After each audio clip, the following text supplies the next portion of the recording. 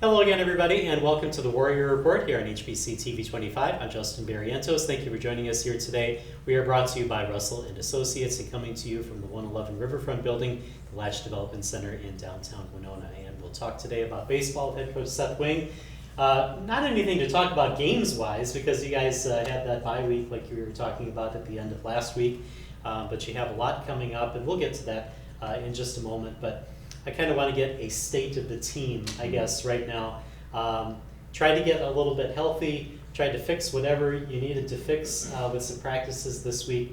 How do you feel about how the team is now heading to the final stretch? Yeah, I think we're in a really good place. It was nice. I did give the guys a couple days off on Friday and Saturday just to spend time with each other. If they had family, certainly it was great for the coaches to be able to spend time with our families. Just unique this time of year to have an off weekend, and then we did do some community engagement yesterday. We ran a big youth camp and ran a coaches clinic for youth parents and all of that. So we kept the baseball engagement piece of it, and then we'll put the practice gear on today. We're gonna have a scrimmage just to get our game feel back, and I just think we're in a good place because we're able to reset our pitching rotation and kind of do whatever we want moving forward instead of waiting for somebody to be on a certain day's rest where everyone has had a full week off of pitching, and so from game time. So we're in a good place. Obviously this time of year guys are just working through the banged up, over the course of the season injuries, but I think we're as good in a place as we could be going into this final stretch. All right, I know that you probably don't reflect on this and you probably don't want the players looking at this, but you're sixth in the NSIC right now. 8 teams make the playoffs. How do you feel about your position as far as that goes? Yeah, it's really interesting. We didn't play this weekend and we went from 4th to 6th. But that just tells you the depth of talent in this league, the balance. Being an observer, from looking from the outside over the last 10 years, being away from this program, watching it, the league was very top heavy, and this year seems different. We could go, we go to Mankato on Wednesday and we could literally catapult back up to 3rd. I do feel very safe as far as our within the league tournament itself, the playoffs. But that being said, one game, one win, one loss could totally catapult us up back into 3rd, 4th, and so we're just excited. It's a fun time of year, and it's very excited to follow everybody right now. I enjoy following the other teams just to see how they're doing against each other as well, but obviously while staying focused on our team. All right, as far as your team, have there been any pleasant surprises for you this season? Is anybody producing more than you thought that they would at this point? Yeah, there's been a couple. Offensively, I think as a whole, we're leading. When I looked last week, we were leading the league, the NSIC in hitting, and so that has been great. And a guy, leading the team is we have several guys that are just up there. Rylan Wall's been a great surprise, but on the pitching staff, we've had so a couple freshmen have to step up into pitching roles, but a big surprise this year has been David Zoycius. He's been a huge out of the bullpen. He's locked down games for us. He's having an all-conference season. If he can finish strong, we're definitely we wouldn't be where we're at without him. And so he's been a huge surprise for us and our coaching staff. All right, very good. You've had to use 19 different pitchers, and that's maybe not too much of a surprise because over the course of the season, you can't rely too much on like 1 or 2 pitchers. You do have to go kind of deep in the bullpen. But how have you felt depth-wise with your pitching? Yeah, we've had to reach quite further than I think what most teams would want to, certainly. You'd want to set a 5-man rotation and really go with it. We just haven't been able to, just with the injuries and some of the guys coming back from injuries.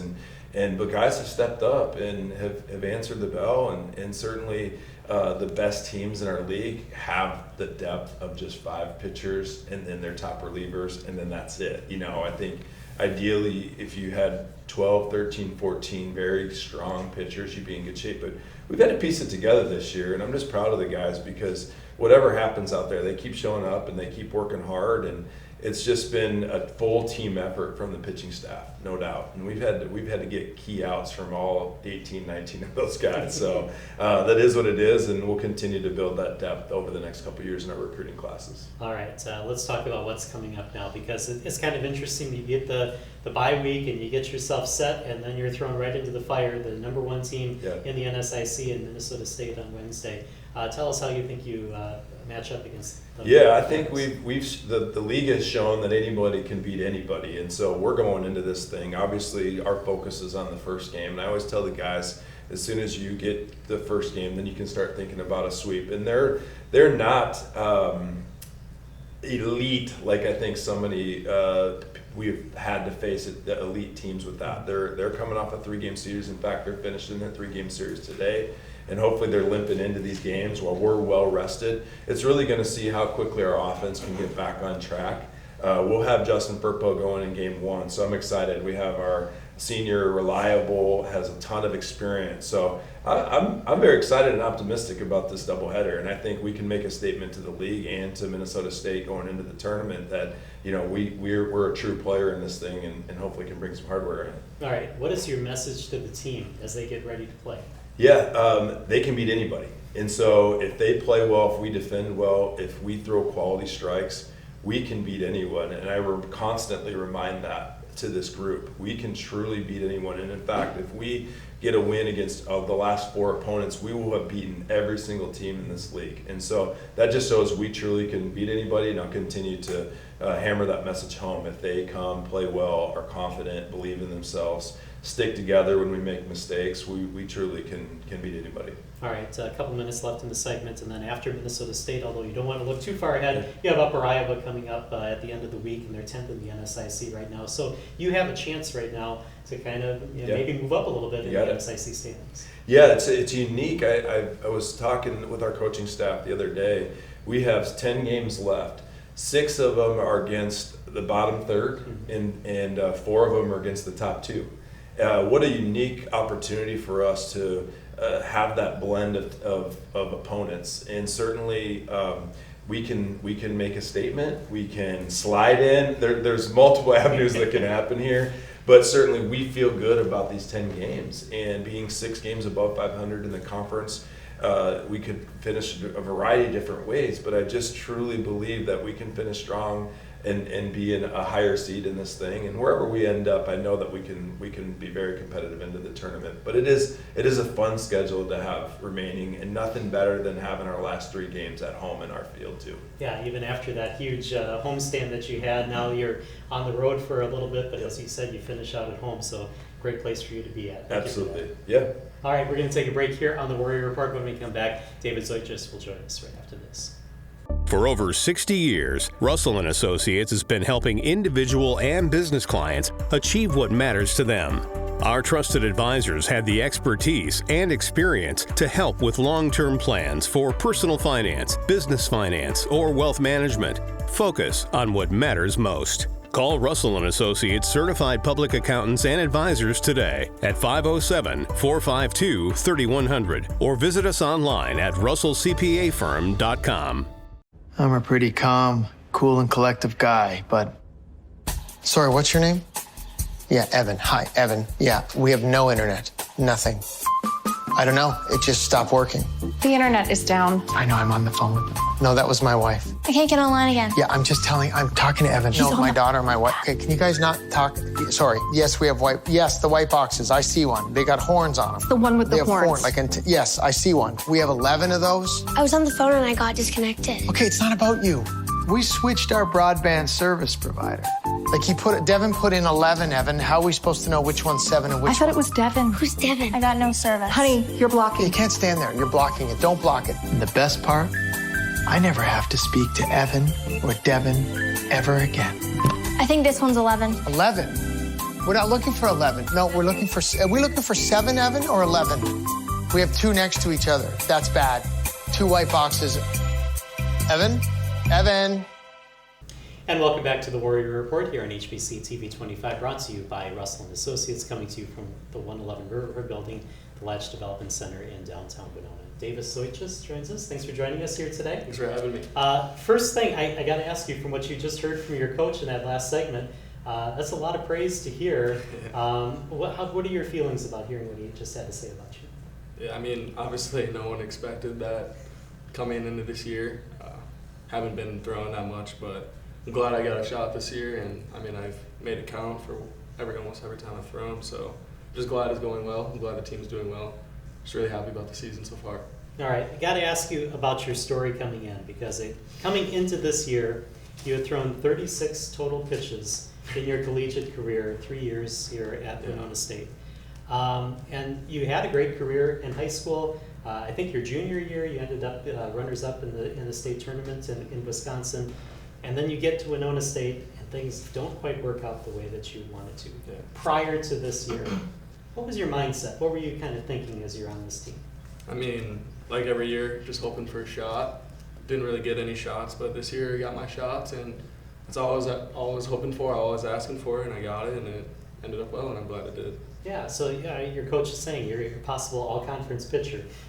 So let's talk about that. I mean, once you got your chance out on the mound, I mean, what are you thinking, and how do you approach your appearances? I mean, I treat everything like the same. I don't want to put too much pressure on myself. It's all the same each time I go out there. I normally in the same situation, so it's always pretty easy or similar. But just come out there, throw strikes, and hope for the best. And it's gone well so far this season, and I'm glad. All right. So for you and Coach Riley and the rest of the staff, you obviously saw something in Davis that you wanted to put him out there. What is it that you saw in him? Well, I think one thing with a new staff or a new group, I know Coach Riley, but with Coach Carlson and myself, it's a fresh start for everyone. And regardless of what happened in years past, it didn't matter. Mm-hmm. And so Davis has really dedicated himself, and I think he's worked his tail off in the weight room, his arm care plan. It's been really fun to watch, and it's been great to get the reward. He's got the reward for the work that he's put in. Mm-hmm. And so it's certainly seniors are going to get chances in my book, and he got his chance, took advantage of it, and I just think it's a great story for those that are playing college athletics. You got to stick with it because you have no idea what's going to happen, and I think it's just so cool to see Davis get that reward for the work he's put in this year. All right, so 5 saves this season. So not only are you trusted to be out there, you're trusted to be out there in some pressure situations. How do you handle that kind of pressure? I mean, I think the biggest thing is just not being nervous out there, just going out there and treating every appearance like the same. And I mean, it helps when our bats are putting up runs, you feel a lot more secure, and so that's really helpful. Every time I go out there, I know if they score 1 run, our team's going to come back and score 2. And that's just kind of how it's been this year, and it's a great feeling to know that our hitters have our back, and it's a lot easier to throw out there when you know that. All right, let's get kind of a background story on what a closer type mentality is. I mean, you're sitting there all throughout the game. You're kind of waiting for something to happen and waiting for your chance to go out there and help your team. What are some of the things that are going through your mind throughout the game, knowing that you may be called on to help close out a victory? Yeah, obviously before the game, you know if you have an opportunity to throw or not. But throughout the game, if it's a close game, I know I need to start getting ready. I'm always locked in. You always have to be paying attention to what's going on, looking at the batters, seeing what they are doing. And I know we do a really good job keeping track of everyone. It's really good information for us to know. But just knowing that I need to go out there and be able to do what I need to do. And the second that it starts going towards the end of the game, go down the bullpen, start getting ready, and just not feeling too rushed, just always taking my time and making sure I feel good. And I think that's been really beneficial for me this year. All right. Obviously, baseball season is always crazy anyway because you never know if the weather is going to cooperate, field conditions are going to cooperate, but now you had this little get-right time basically this past week. How did you use that to get ready for this last stretch of regular season games? Yeah, we had off this last couple days. I mean, yesterday was nice, so we had our camp, and we got to all hang out, and then post-camp we got to play catch and do what we need to do. But it was just kind of nice, especially throwing a lot this year. Just kind of nice break on my arm, feel nice. It's kind of like a nice relaxed time. And then because I know after this, when we go to Mankato, the rest of the season, it's the last stretch of the year. So I know that everyone needs to be locked in. So it's nice to have a break, and then now we're locked in after that. So you personally, how do you feel about facing off against one of the top teams in the conference this week? I mean, obviously I'm excited. Like Wayne said, if we beat these last 4 teams, we beat everyone in the conference. And I think we can beat everyone here, and especially facing these top teams, it can really show that we can beat everyone. So I feel like it's a really good thing to play these teams right before the conference tournament because we know when we get to there, we're going to be playing these teams, so we might as well see them now. So I really like how our schedule ended up. All right, well, I appreciate you taking the time to talk to us, and best of luck this week. Thank you. All right, we're going to take a break here on the Warrior Report. When we come back, we'll talk softball with head coach Greg Jones right after this. For over 60 years, Russell & Associates has been helping individual and business clients achieve what matters to them. Our trusted advisors have the expertise and experience to help with long-term plans for personal finance, business finance, or wealth management. Focus on what matters most. Call Russell & Associates Certified Public Accountants and Advisors today at 507-452-3100 or visit us online at russellcpafirm.com. And welcome back to the Warrior Report here on HBC TV 25. We are brought to you by Russell & Associates, coming to you from the 111 Riverfront Building, the Latch Development Center in downtown Winona. Time now to switch to softball. Head coach Greg Jones, thanks for joining us here today. Thanks for having me. Kind of a short-ish weekend, 4 games at Minot and Mary. Tell me what you saw in your team this week. Yeah, it was short from a game standpoint. It's the first time all year. Normally we're supposed to play every Saturday, Sunday, and this was the first time we played Saturday, Sunday. Because of weather and everything else, we've been Friday, Saturday, we've been Sunday, Monday, we've been Friday, Sunday. So to really just go and get your games in kind of on schedule was unique. Not short from the standpoint of a long bus ride and long trips and long hours. But the team handled that really well, and I thought we played well all weekend. Minot's a tough team, and it's made tougher by the road trip. You're in the bus for 12 hours and got to get up and play the next day.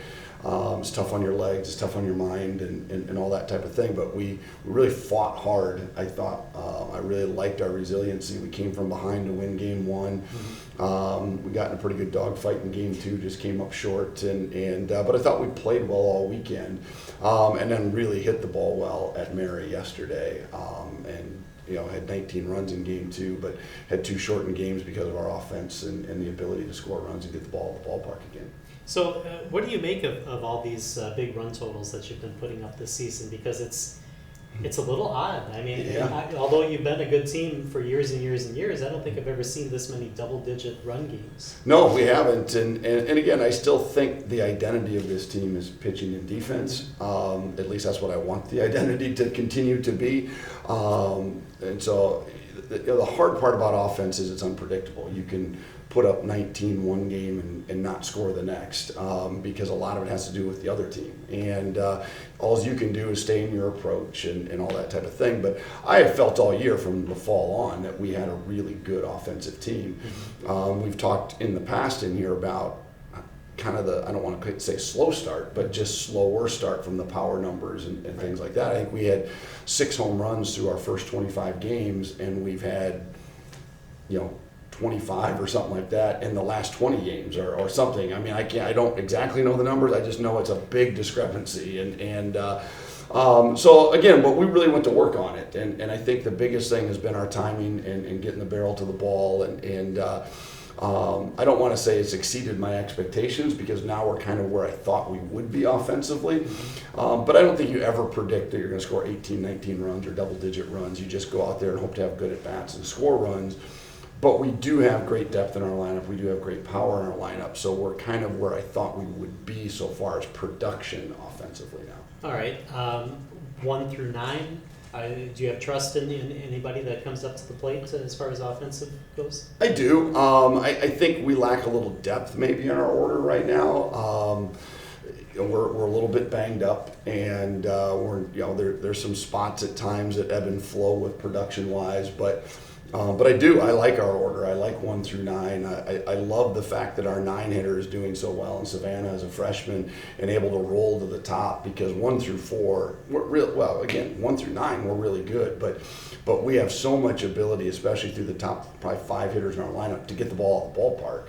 And so anytime you're getting runners on base, now those hits are crooked numbers, which is really important too. All right, let's talk a little bit about pitching, because we started to talk about it last week a little bit. We made a little bit of a change. Skylar Kelmus is now maybe your number 2 starter. I don't know if that's just for now or if that's going to be something that continues in your mind. Where are you right now with that? Yeah, it's a good question, because I didn't know going into the weekend how we were going to do it. We had made the move at Wayne.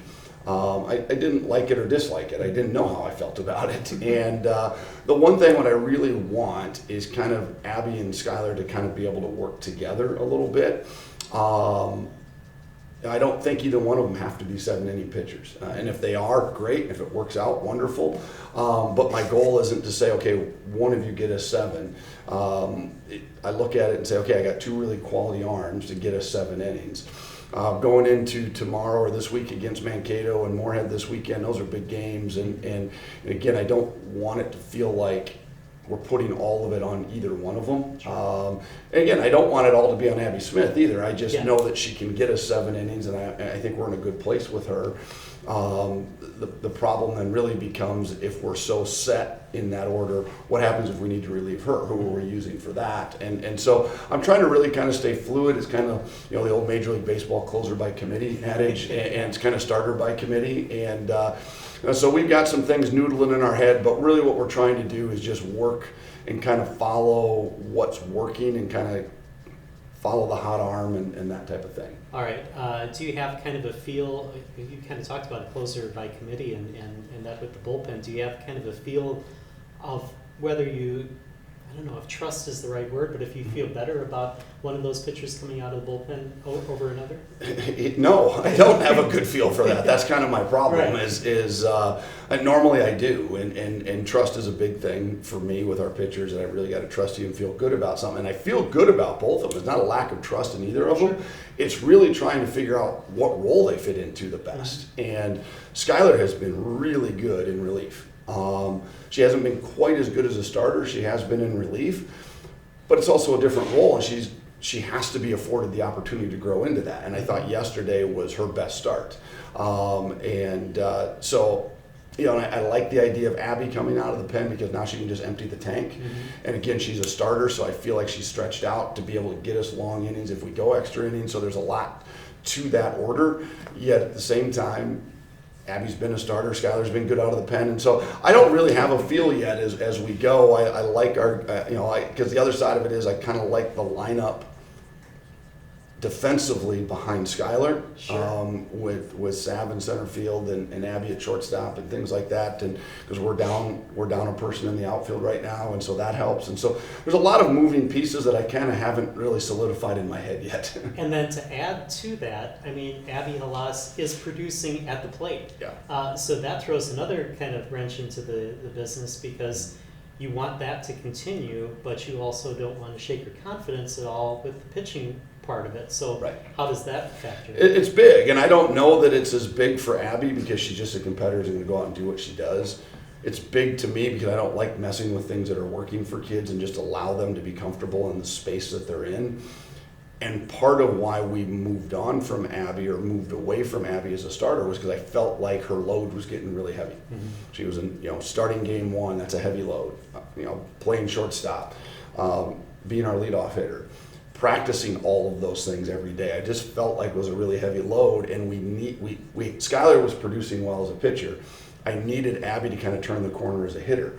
She's done that at the same time we've made this move. Whether one has anything to do with the other or not, I don't know, but it's worked, and so that's absolutely playing into my mind of I don't want to reassert her into a position that cost us any of her offense either. All right. Well, best of luck here as you head to the last week of the regular season. Thank you. I appreciate it. And we're going to take a break here on the Warrior Report. When we come back, Libby Nevue will join us right after this. For over 60 years, Russell & Associates has been helping individual and business clients achieve what matters to them. Our trusted advisors have the expertise and experience to help with long-term plans for personal finance, business finance, or wealth management. Focus on what matters most. Call Russell & Associates certified public accountants and advisors today at 507-452-3100 or visit us online at russellcpafirm.com. And welcome back to the Warrior Report here on HBC TV 25. We are brought to you by Russell & Associates, coming to you from the 111 Riverfront Building, the Latch Development Center in downtown Winona. Talk with Libby Nevue here. You're a senior at Winona State, and so you've had a long, great career here. Tell us a little bit about your thoughts on your career so far here at Winona State. Yeah, it's been amazing. I loved my 3.5 kind of with COVID, but 4 years here, I feel like I've definitely grown as a player, as a person, developed great friendships. So and I'm just very thankful for my time. Sad to see it come to an end soon. Let's talk a little bit about your offense, because you've been one of the power hitters for the Warriors over your time here. And we talked with Coach Jones just moments ago about how it was kind of a slow start that way. What do you think was the difference after the first couple of games? Because the power wasn't there, and then all of a sudden it was back again. Yeah, I think collectively as a team we weren't there power-wise, and for me individually. I think like we all just kind of took a step back and found our weak spot collectively and really focused on that in practice with timing. We brought in some new drills and everything, and then just really hit our focus hard on it, and have continued with that, and it's really paid off. And we've had a lot of long balls throughout the lineup, which is great. All right, and for you personally, you tied Molly Galen for second place on the all-time home run list, which is quite a feat for you. I don't know if you're aware of that or not, but talk about that and about what's your approach to hitting this. Yeah, I'm definitely a hitter where the less I know, the better. Like I can go up there, if there's a good song playing in the background, I'll probably be singing it, and that's the best for me. Like just stay super relaxed, and I know like anywhere in the lineup they have my back. Like Riss always gets on, I can get her in, and then Tegan's always great at like following up with the base hit. She's been doing that really well. All right, your thoughts on what you've seen from Libby over the years here at Winona State? Yeah, I mean, when Libby came on the scene as a freshman, and that was the COVID year, so we got shut down 18, 19 games into the year, and she already had 8 home runs.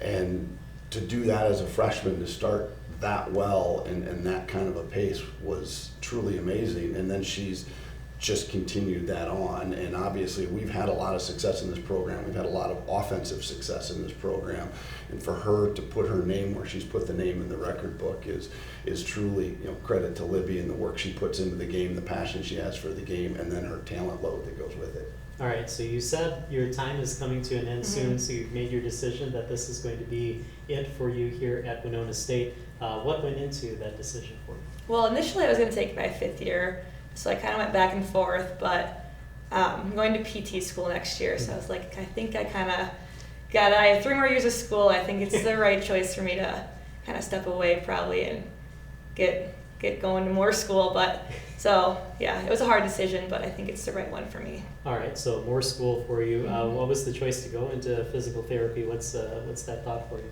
Yeah, I mean, I've gone to a couple of physical therapists in the past, and I've loved my experience, and like I loved learning what they were doing to my body. So I just found that super fascinating, and I just loved like the relationship you can have with your patients. So that was kind of what led me down that path. So is that going to be I guess, quote unquote, private thing for you, or is it going to be like sports medicine where you kind of stay around athletics? I'm hoping right now to go into sports medicine, but you never really know. Everyone says once you go into your clinicals, you usually change your route that you think you're going to be on. So we'll see. But right now, sports medicine for sure. Okay, so these final games, I guess, hold a little bit more for you as you kind of see the end of your career coming up. But talk about the regular season games coming up and how important those are for you. Yeah, for sure. We have Mankato tomorrow, which are 2 really big games, and just moving forward, like every game day is an important day. Every run you score is important. So I don't know, just like staying together as a team, trusting each other, keep producing to lead us into the conference tournament, and then just keep our confidence high, as well as just like enjoy the moments we have. All right, and heading into the conference tournament, how do you feel? How does the team feel as they approach the tournament, and how they feel they'll do in the tournament? Yeah, I think we're feeling pretty good. I think it's definitely helped that we've really turned our offense around, so that has given us a lot of confidence. And then right now, like our defense is solid, and as long as we just keep trusting each other and believing in ourselves and just having fun and like playing loose, I think everything's going to go pretty well. All right, very good. Well, I appreciate the time that Thank you to come in here and talk to us, and good luck in the rest of the games. Thanks. All right, thank you very much. Thank you for watching the Warrior Report here on HBC TV 25. We'll see you next time.